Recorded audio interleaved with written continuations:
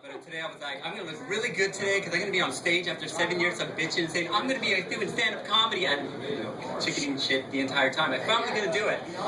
And then I was told I looked like a gay Freddy Krueger. And then I said, thank you, Mom. Oh, God. But I'm a very glass half full person. The first thing that popped in my head after that was, wow, that would make an awesome movie. Like, fuck you, Sharknado. Seriously, it would be like a nightmare at Britney's. Go ahead and sleep, girls, but fuck you if you wear a ponytail to bed. Talking about the ponytails. Wait till the sequel. Wow, I like you guys, all of you. My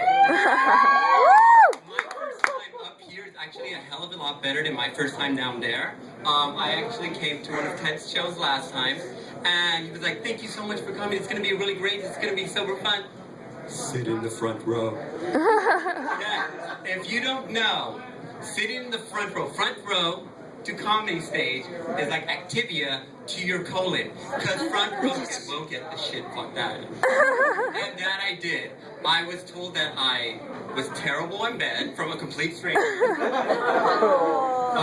I was told that I was a sissy, and I was told I was naming my kids wrong, which I actually think that Candy Starfire and Tapioca are two of the greatest names you could ever think of. I am not going to wait until my kids are teenagers to figure out some sort of reason to resent me. It'll be like, Burf, boom, there's your name, here's your stripper pole, get at it.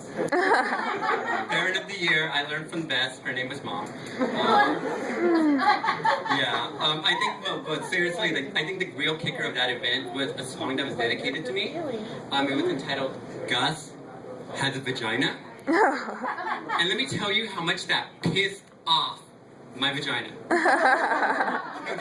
You guys laugh, but the entire time I had to be like, girl, simmer down, sip. Ellie Mae, give it a break, okay? We're trying to have some fun. But it was a really sensitive time for her. It was that week. I mean, girls, you know what I'm talking about, that week. Happens a month, when it grows teeth. And then at the end of the week, they fall out, but until then you sand it down with Midol. I went there, I'm terrible. I admit that my theology and sexual perception is fucked up. Once again, I bring up my mom. It goes back to the first sex speech. We all got it. 12, 16, 6. Me and my brother in the car driving. It's like you guys remember this old school, the camera commercials, Kodak? Light, sunny day, kids walking in this plane in the whatever street. We're driving, she's like, boys, you're getting older now. Wear a condom! You have your whole lives ahead of you. You don't be needing to get pregnant. Don't get her pregnant. No. You want to keep drawing? You can do that, but don't wear a condom. I'm so proud of you too. Fast forward about 15, 20 years. My brother had 5 kids by the time he was 19, and I'm gay, so. It didn't really work, or it worked a little too well, depending on how you look at it. But you know what? People think that's a really fucked up story, but it paved the way it just made things easier to talk to mom with. I remember I was in college, and I was in charge of props and costumes for a series class, and she gets this random phone call from me. Mom, I need to make a sex robot out of $20. Can you help me? And of course she's like, okay, draw it out and I'll help you out. No weirdness until she saw the picture, which I can only describe. I am not an artist, so it looked like a stick figure Megazord with penises all over it.